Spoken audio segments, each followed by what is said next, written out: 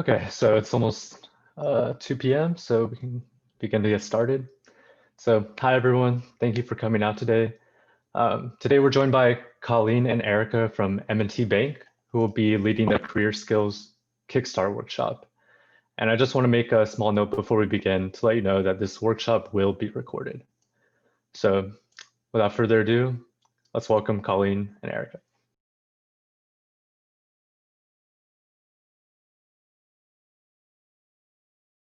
Colleen, I believe you're on mute.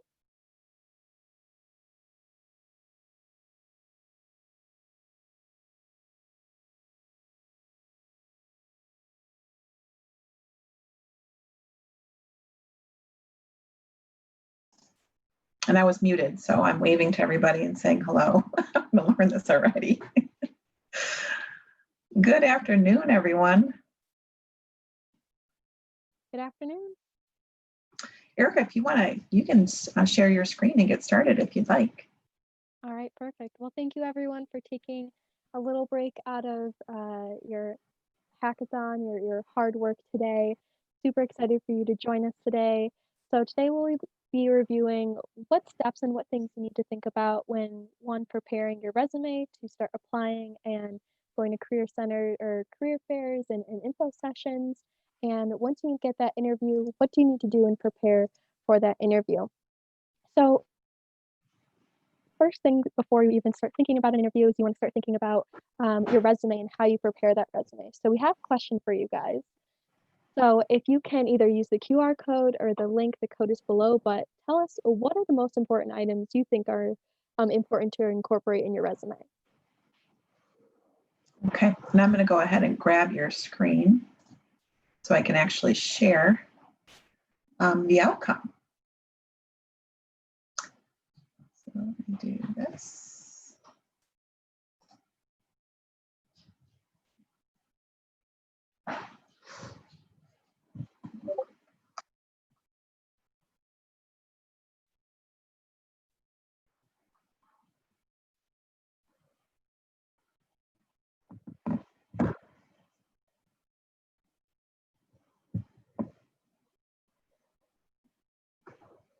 Like what I see, skills, experience, and skills.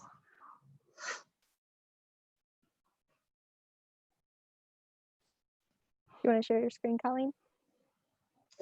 Thought I was sharing, I'm sorry. Yeah, that's great. Your previous experience, your skills. Yep. Awesome. Sorry about that. Here we go. Trying to move that over. Yep, absolutely. That's right. Perfect. So skills and experience are definitely very important when updating your resume, adding your resume, and things like that.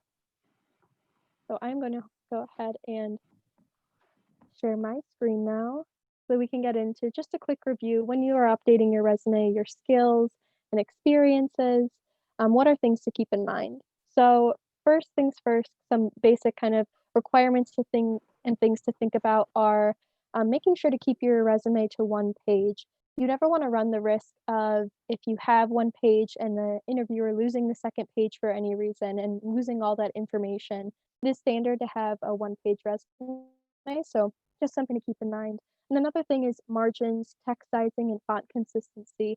You may be looking at your resume, and I'm sure you've seen this with projects where you're working on things, you love what you've done, and you showed it to someone else, and there's small little things that you didn't even realize because you've been looking at it and working on it for so long. So having either career services or sharing with a friend or a family member, just to take a look at your margining, your font sizing, and all those little small things that you may miss.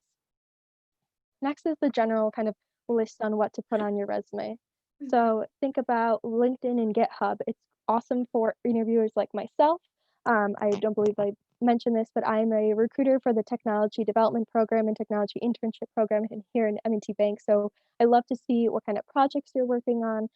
When I'm interviewing or before I'm interviewing a candidate, I love to check you out on LinkedIn to see what you have going on there as well as your resume.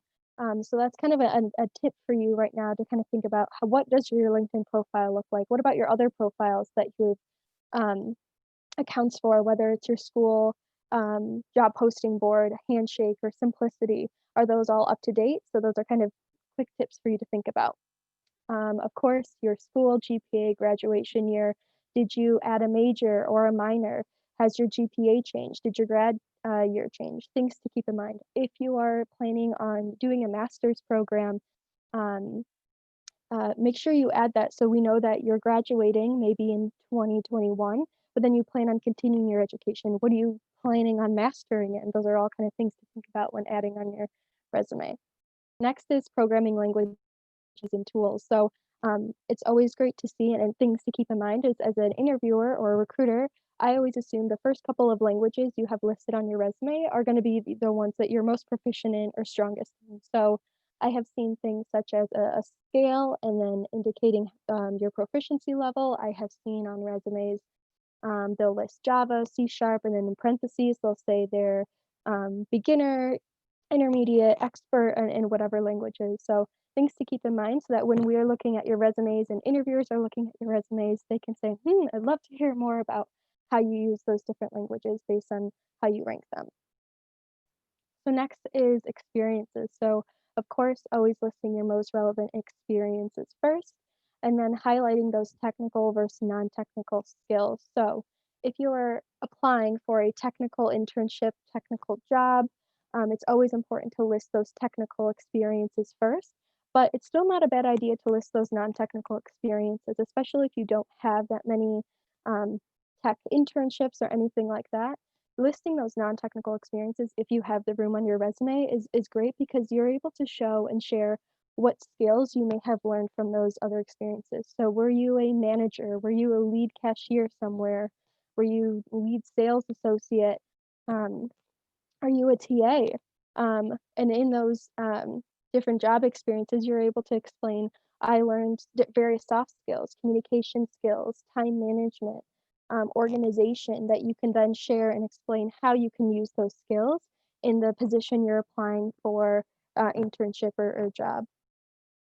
And then as far as internships and job experiences, when you're listing them on your resume, it's always important to talk about kind of what you brought to the table and what you're most proud of that you worked on during that time. Because a lot of the questions that you'll be getting and will be seeing on your resume are going to be around those experiences. Something to think about as well is, for example, if you were a TA, a teaching assistant for any class, what classes were you TAing for? How many semesters? Those are things to kind of think about when updating your resume. Another thing that I feel like some people don't always realize is when you're looking for jobs and maybe there's a specific internship or job that you're really interested in and you want to be a part of that organization, look to see what kind of words they have on their job description. Do they list they're looking for someone that has leadership, collaboration, teamwork? Do they want someone who has strong analytical skills? So when you're explaining and describing maybe some of the group projects you're involved in or extracurricular activities, are you able to kind of demonstrate worked in a collaborative environment, worked with teamwork, led a team to do something, so that you can customize your resume a little bit to the job to really pull in that aspect. So when an interviewer like myself is looking at your resume, you can say, it looks like they have the skills that are what we are looking for on the job.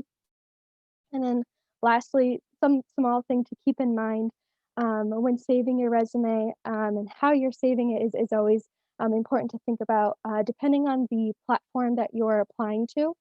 For example, we use a Workday system in human resources here at M&T Bank. And so I have seen Billy Bob's, Mom's Edits, or I have seen people apply with the track changes still on their resume. I've seen people's applications apply and their objective line is, I really want to work for Citibank, and they're applying for M&T Bank. So little things to kind of double check and make sure that you think about. I always also recommend PDF formatting. It lessens the risk of when you do apply, some systems will switch up and change the way your resume may look. And it may bring it to 2 pages and you don't want to be that person. And when you didn't originally want it to be 2 pages.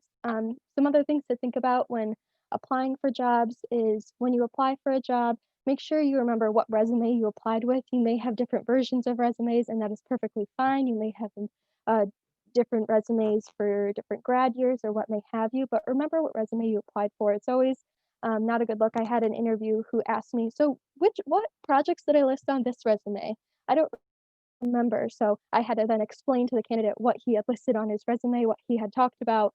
And then he goes, oh yeah, okay, so now we can talk about this. So it's always kind of important to think about what did you applied with, and keeping that in mind. You also don't want to run into the world where you're that person that may be applying to lots of different opportunities, which is awesome, but make sure you remember what opportunities you applied to. I had a candidate who I interviewed and said, okay, so what is this position again? What are we talking about? What is this for? And so I had to explain him the role. So that doesn't really suit well, thinking that this person applied for a position and they want to be a part of this organization and maybe they don't, aren't as interested as they originally thought. So now that you have your resume good to go, you've applied and you've secured your interview, here are some other tips to prepare for the interview portion. And some of these tips are good tips to think about, even for virtual career fairs and virtual info sessions, to really set yourself apart and stand out in these types of now kind of virtual settings. So before we get into that, love to ask a question again to the group. What are the most? Erica, Yes. I'm sorry. I see that there's a few questions that came through on the chat. Yeah. I don't know, maybe would you mind answering some of those before we move into the interviewing portion? Absolutely. Let me take a quick look. So a few.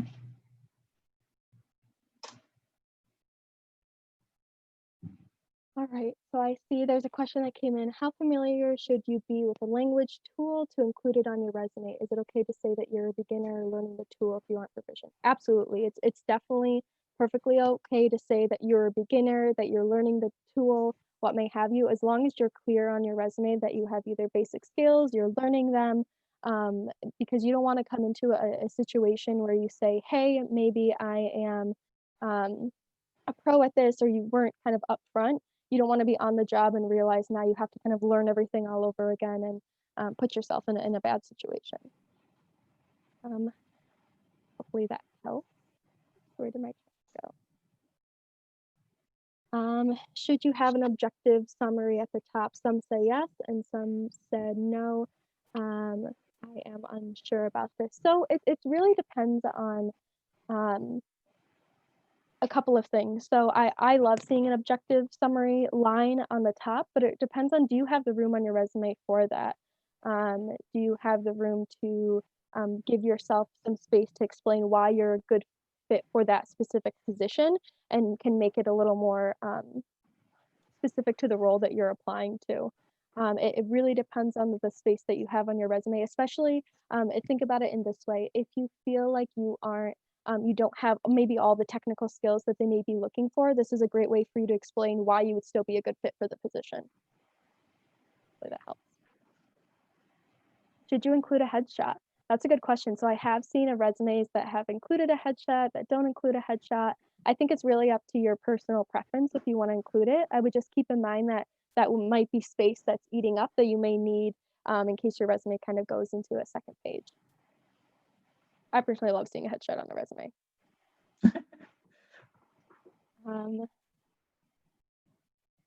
For my skills, I have a little scale. Yeah, absolutely. I think a scale is awesome to I love seeing that. have on your resume. It gives us a good idea as to kind of where you rank it, and then we can kind of dive in a little bit more as the interviewer. So I see that you listed that you are a scale of 8 out of 10. Love to hear more about projects and things that you worked on. Awesome.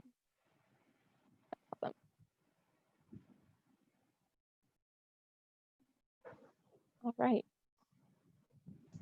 Wow. So thanks for sharing this, Colleen. So what are the most important items to keep in mind while preparing and during an interview? Body language, professionalism, manners, absolutely. Eye contact and smiling, for sure. You don't want to seem like a robot at all. You want to make sure you bring your personality and lots of different things. Very cool. Arrive early, dress to impress, absolutely. Perfect. So Sounds I'm like going to everyone go. knows what to do. Love to see it. Yeah. All right, I am going to share my screen again.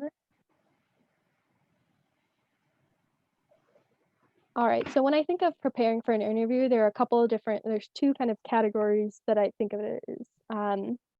First is kind of preparing your environment and some small things to think about, but then actually preparing for the interview questions themselves. So first things first, very basic for any type of interview you have, whether it's behavioral interview, a technical interview, is do your research on the company. Being able to do your research really shows the interviewer like myself, your interests and your knowledge in the organization, and shows us that this is something that you're truly interested in being a part of or potentially being a part of and being a part of the organization. So look at the company website, read news articles and headlines. What are they currently kind of focusing on in their organization? Understand that the different trends that are happening that you're interviewing for, and check out the organization's social media platform. What are they really focusing on? It helps you understand kind of what that organization values, what maybe their company culture is like. It gives you an opportunity to kind of figure out, and this kind of leads into my next part, what kinds of questions, what didn't you see out there that you would like to learn more about? So the next part is questions. So I think a way that I like to think about it is not only are they going to be asking you questions and interviewing you, but it's vice versa because you're interviewing them as well. Because at the end of the day, if you get an offer from them, you want to make sure that this is a company and organization that you can see yourself working with, whether it's for a 10-week internship, whether it's for a full-time opportunity, what may have you. It's definitely a two-way street. So do you want to know about what an ideal candidate looks like in the position you're interviewing for? Do you want to learn more about what initiatives and what efforts they're doing around community service? Are you someone that wants to learn about what career growth looks like in that position? What someone thinks that they like the most and least about an organization?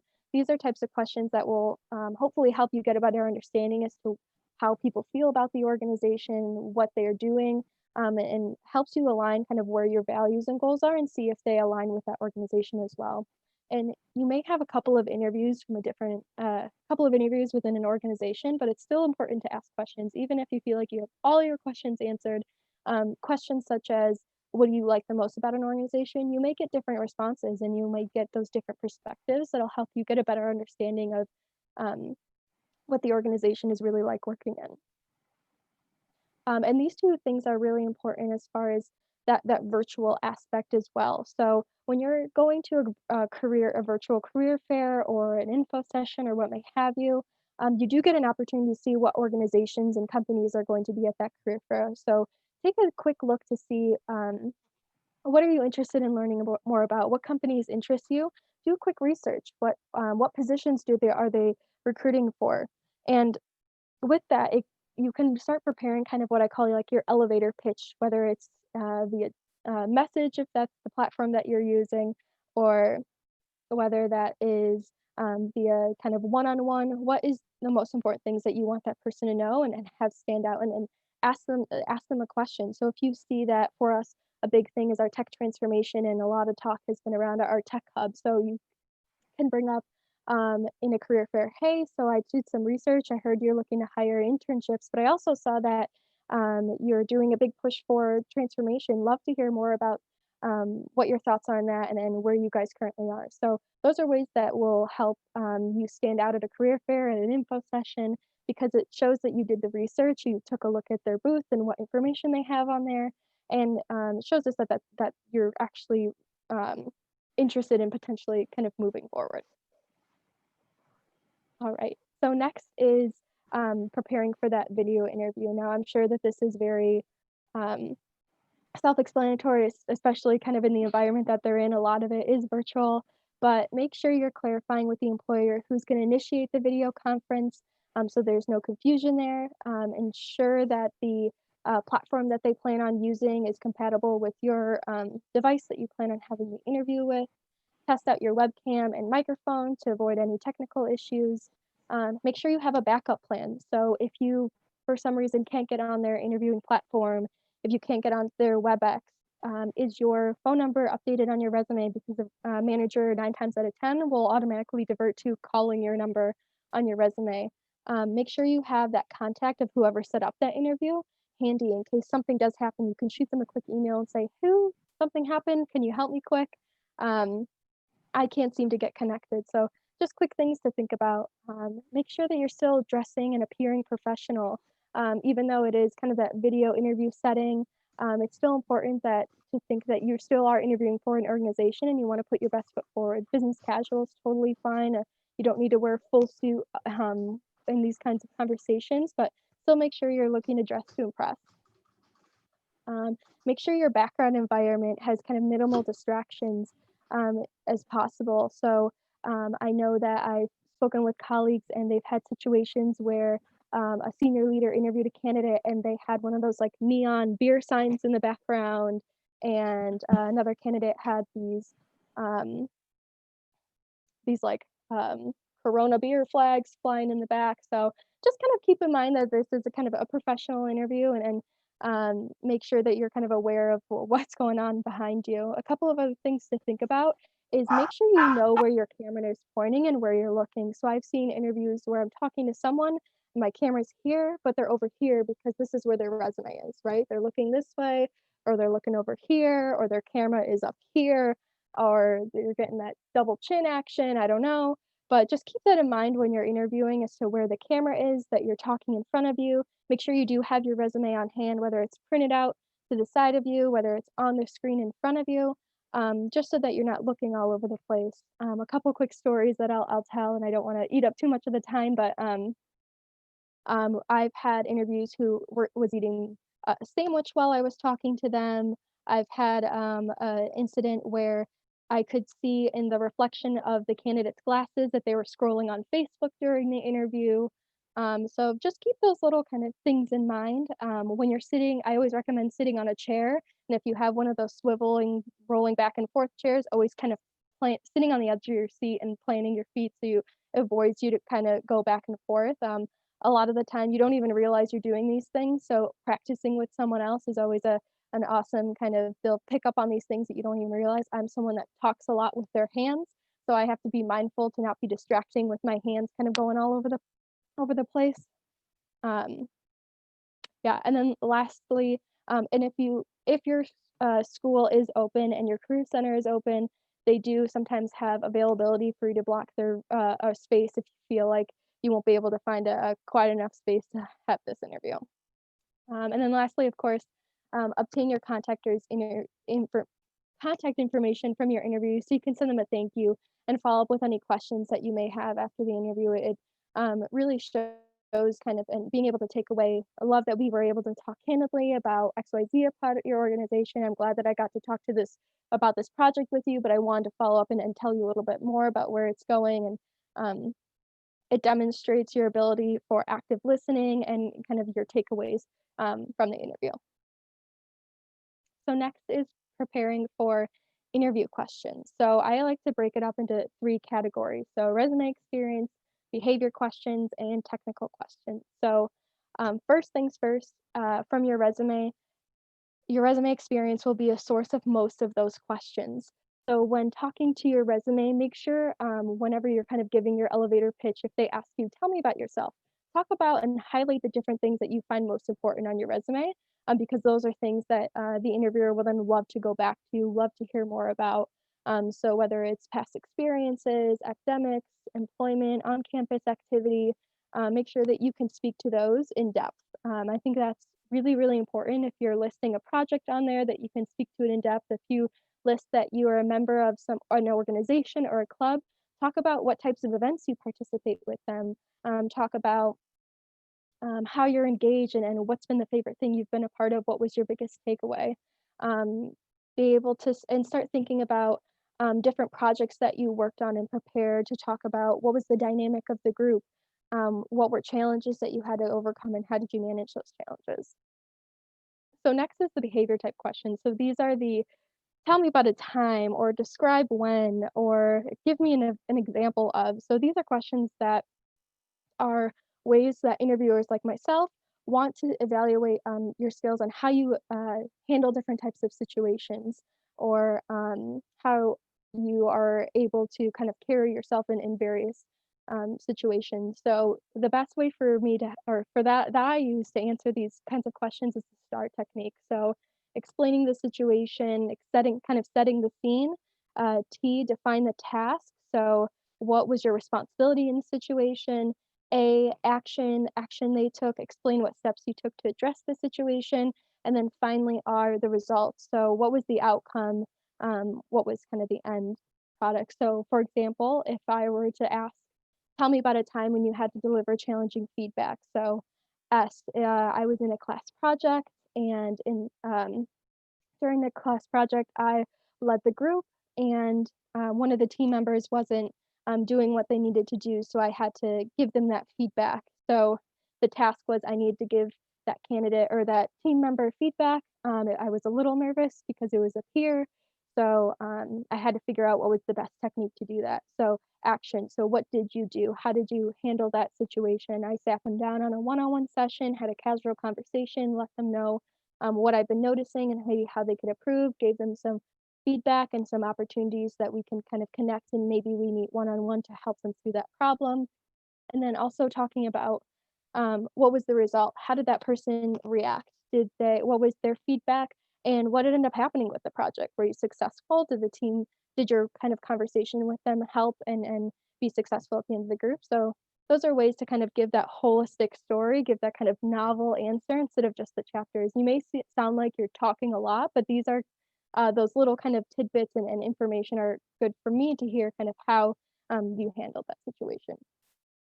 And then lastly, technical questions. So be prepared to talk about your technical skills. So like I said earlier, with the proficiency of your languages, if you're listing that you're an expert at Java, but truly you only took a class on it and you didn't learn as much, or you have very basic level, they're gonna, in those technical interviews, they may ask you to dive deep a little bit more. If you have projects listed on your resume, they may ask you to dive more into that project and ask about how you were able to manage bugs and things like that. Make sure that you can speak to that piece. Or if you weren't the kind of technical lead on that project, make sure you are outright and explain that to the person and what your role was to that. Right. I think I will quick stop to the questions. I think there's one question in the chat box.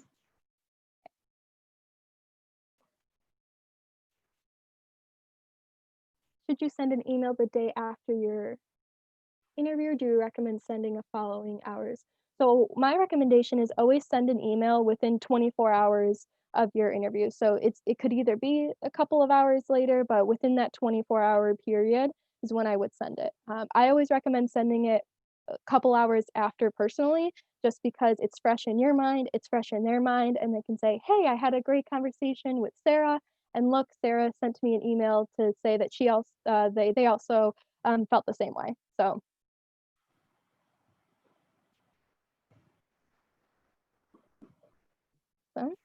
So if you have, thanks, Colleen. So if you have any other specific questions, don't hesitate to reach out to me directly. I'm more than happy to take a look at your resume, give you any feedback. I'm more than happy to also do interview prep with you. I love doing that with doing kind of mock interviews and giving feedback. My team and Colleen that I work very closely with, the Next Gen team, they're also very happy to help with any questions that you may have.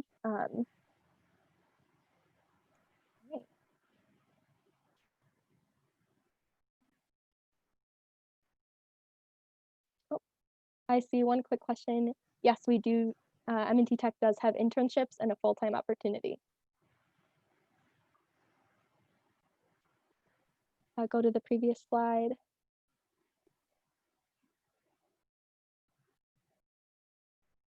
If you send me your resume via email, that would be best.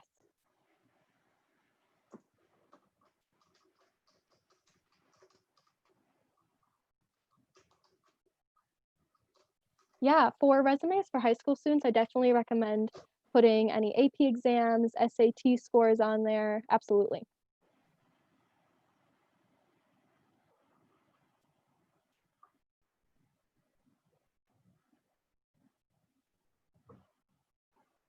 Yeah, that's a good question as far as salary. So depending on the organization, a lot of the time they won't disclose what the salary is in an interview, but you can always let them know what your salary expectations might be. What are you looking at what range you feel like would be appropriate? So for example, if there is a time when you get an offer and you want to negotiate the salary, what you can do, what I always recommend doing is calling that recruiter and letting them know what your salary expectations are. Tell them why you feel like you deserve an increase in salary, what benefits you can bring to the table that might be above and beyond anyone else that in the organization, what's special to you that you can bring, what skills and what have you as to why you deserve an increase in your salary. Whether it's you've been a part of these organizations and you have exceptional leadership skills, or you were able to kind of balance lots of different things and you work on a lot of personal projects and things like that.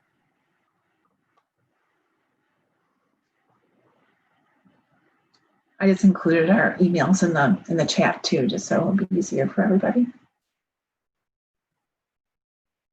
Great questions. Yeah.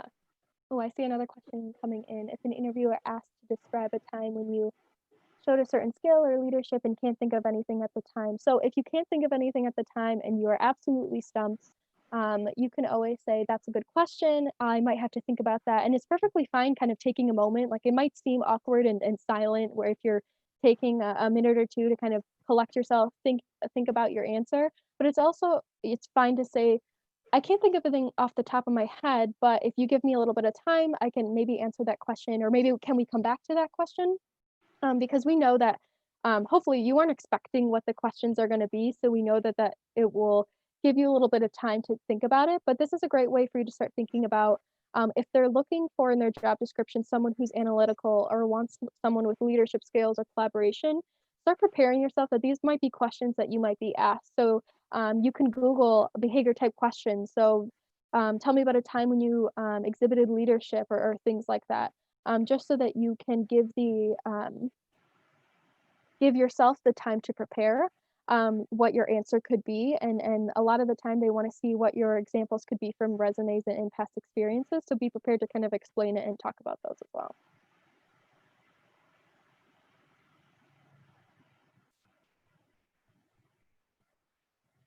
Yeah, so if you don't have an example specifically, the interviewer might ask the question a different way, or you can give them a hypothetical answer. Well, if something were to happen, this is how I would respond to it. If you don't have a specific, for example, some people don't always have a technical example, they might have a personal example. So they can say, well, from my personal experience, this is how I would have dealt with it. So in a more of a technical role, this is how I would XYZ work with it.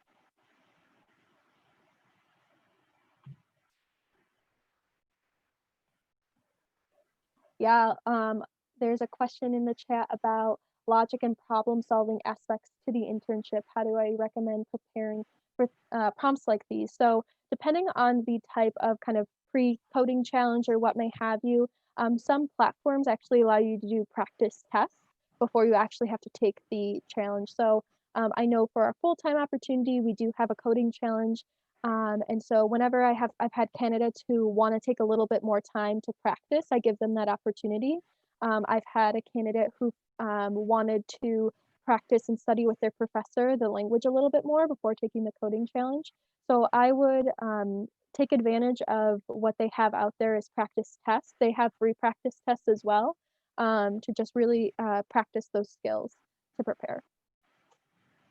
I know that we still have a lot of questions coming in, but we're running a little bit behind schedule a little bit because I do want you to be able to meet our panelists today. So maybe Erica, would you mind maybe like answering in the chat box as we move on? Would that be okay? Yes, I can do that. Okay, perfect. Thank you so much. And maybe we'll do the survey at the end after the panelist questions. Okay. Perfect. So I didn't get a chance to introduce myself. My name is Colleen McGuire, and I'm part of the tech talent team here at M&T Bank. I've been with the bank for about 3.5 years, and I'm loving every minute of it. It's great to be able to coordinate and be on campus and meet the students and help you with your career development and basically help you find job opportunities. So We have two great panelists today that are actually from our 2020 TDP or Tech Development Program, or trainees basically, that have joined us today. So I'm going to turn it over to them. I have some questions I'll ask them. I just ask if you, Maud and Janelle, if you could just introduce yourself first. Tell us a little bit about yourself, what department you're working at, what school you're from, and then you can answer the question. So I'll start with Maud. Can you tell us why you chose M&T Bank and the TDP program, or the Technology Development Program? Yeah, of course. Can everyone hear me okay? Yes. Awesome. Okay. Hi, everyone. I'm Maud Collins. I recently graduated last May from Franklin and Marshall College in Pennsylvania with a double major in computer science and mathematics. Right now, I'm currently a 2020 TDP for M&T Bank. I started August 10th, I believe, so not too long ago. And I am currently in the the Enterprise Architecture, Data, and Engineering group. So why I chose M&T and the TDP program was really when I first applied to this program, I didn't know a lot about M&T's culture and Buffalo. I had actually never visited Buffalo or Western New York. So a few days before I accepted the offer, my father and we drove up to Western New York, and I got to meet some 2019 TDPs and explore the office. And the interactions that I had with these TDPs and others who work for M&T made my decision so easy. They answered all of my questions, from what TDPs do on a day-to-day basis to even finding an apartment in Buffalo. And this visit really opened my eyes to the warm, supportive, and amazing culture that M&T and the TDP program offers. This company really takes great strides to make sure that every employee feels like they belong and that they are welcome. And it was that just it made my transition, especially after college, to a new job just that much easier and a lot less scary. So that's why I chose this program and this company, and I've absolutely loved every minute of it so far. Wonderful. Boy, your response makes me smile and gives me goosebumps. That's wonderful. Okay, so I'm going to turn it over to Chanel. If you could introduce yourself and let us know, how did you best prepare for your tech interviews, like tips and suggestions you can give the students? All right, cool. Can everyone hear me first off? Yes. Okay, cool. So a little introduction about myself. So my name is Chanel Aletto. I graduated from the University at Buffalo in Buffalo, New York. I graduated just last semester in 2020 with a degree in computer engineering. I'm currently a first year TDP. So I've been at the bank. I started with Maud in August. And I'm currently in the infrastructure platform automation group. So the question was about how to prepare for your tech interview. So Erica went over the slides before, and I think she summed it up really well with that there are kind of three main portions to focus on, which is your resume experience, the behavioral questions, and also the tech interview. So the first thing that I recommend is definitely look at your resume and kind of just reflect and think about all those things that are there. Think about the projects you've done, think about your experiences in college or classes, and think about your technical skill set. What are the things that you put down there? And just kind of like think about, the positive things that you've learned, the things that you've been challenged with, and the things that you need to improve on. So just taking that time to kind of reflect on yourself is really important. So another thing that you can do, or something that I did also, was kind of just like go Google some questions that that may come up. There's a lot of ones that are really basic, like how do you work on a team? What's your strengths? What's your weaknesses? And really think about your answers. And also rehearse with your friends. Get a group of friends and kind of like pretend to have mock interviews. I did that a lot with my colleagues, and they give me feedback, and I improve on my answers based on what they say. The last thing I can say is for the tech interview, since a lot of companies will have like a tech interview, I would say first, there's a lot of resources online. Most will ask for like software programming. So there's websites like HackerRank, for example. There's a book I used a lot called Cracking the Code. That's really recommended. And then also another tip is when you're practicing for your technical interview, instead of just like kind of like typing out your solution, get a whiteboard or get like a pen and a paper and just like code out your interview, talk through it, because it's really important not just to get to the solution, but to explain like kind of how your mind kind of thinks about the solution and how your thought processes around it. And again, with going back to make sure that you have friends that can kind of like, sit down with you and work through that as well. Thank you so much. Great suggestions. All right, I'm going to jump back to Maud now. And can you tell us what non-technical skills have you learned to help you succeed in your job? And I know that you just started, but I'm sure that there's some skills out there that are non-technical that you can share. Yeah, of course. There are actually a few that I think that have really helped me succeed and transition these last few months. I would say the first one is communication. Don't be afraid to ask questions. I'm right out of college. I'm only a few months into this job, and there are some things that I don't quite know yet. And I think it's just really important to be honest to your other teammates and your manager and just say something along the lines of, hey, I don't really know this topic. Can you explain it to me? Or can I have some time to research it on my own? And I think that open line of communication really helps. It has really helped me succeed and just have an easier time these last few months. Another, I would say, is work ethic and organization. Work is obviously virtual right now, and I think it's very easy to kind of let things slide through the cracks and to slack a little bit. But having a good work ethic and being organized has definitely kept me in line and has prevented me from slacking or doing other things during my work time. So that's definitely helped me, and it keeps me on top of my projects and the work that I need to be doing. And finally, I would say is confidence. I think a huge thing after college and starting a new job is imposter syndrome. You don't really feel like you fit in, you feel like you don't know as much as you should know. But I think reminding yourself every day that, I have the skills to succeed at this job is really important, and it makes all your different tasks just seem that much daunting. So having that confidence, but also not being cocky, is, I think, very important and has definitely helped me transition and succeed at this job thus far. Awesome. Thank you so much. Of course. And I'm starting to see a few questions come in, but and you're answering them, so thank you. I want to transition into a question, Chanel, for you. What type of projects or skills did you work on in college that have helped you in your permanent job right now? Maybe that will be helpful for them. Sure. So during college, I was in computer engineering. I had a lot of classes. Something that really helped was my extracurriculars first and foremost. My interest was really in cybersecurity, infrastructure, and networking. So I joined a lot of different clubs and organizations that kind of gave me hands-on experience. And those skills are really directly being used now. An example is I'm working a lot with Ansible. That's kind of like a programming automation type tool. And I used a lot of it in college, and that experience directly helps me now since I already have, that kind of skill set from before.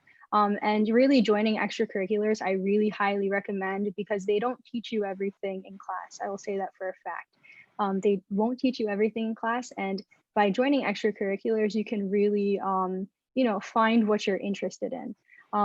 Another thing I'll say is that when you transition to maybe like junior or senior year, you might be able to have the opportunity to gain electives.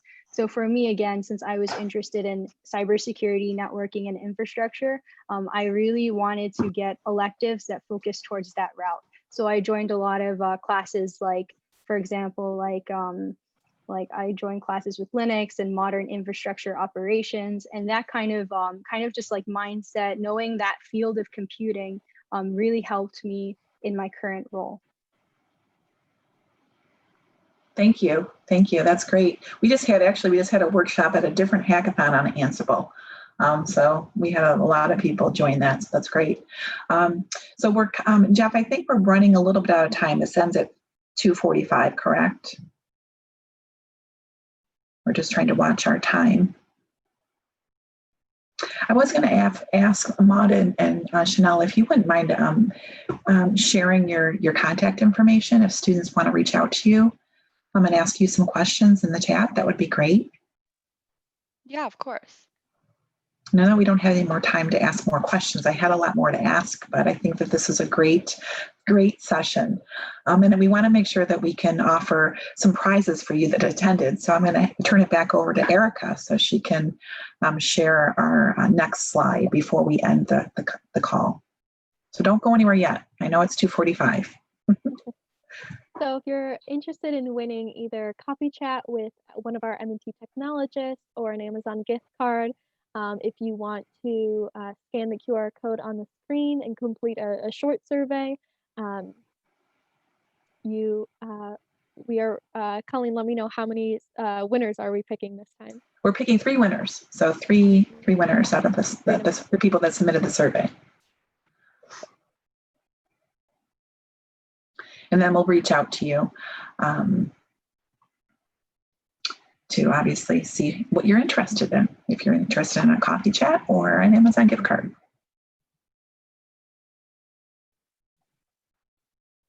So hopefully everyone's able to grab that QR code, scan that. And I don't know if there's any final questions. I know we're over our time right now. It looks like, everybody on my team has been answering them as they come in, so that's great. And thank you. Thank you for attending. I hope that this was helpful. Thank you, Erica. Thank you, Maud. Thank you, Chanel, for joining us. And I hope that you have a wonderful weekend and happy hacking. Colleen, do you have the link that we can share in the chat for this QR code for those who are having a hard time scanning? I don't know. Is Arden on the line here? I can get it to the organizers. Or let me see if I can pull it up really quick. Sorry about that.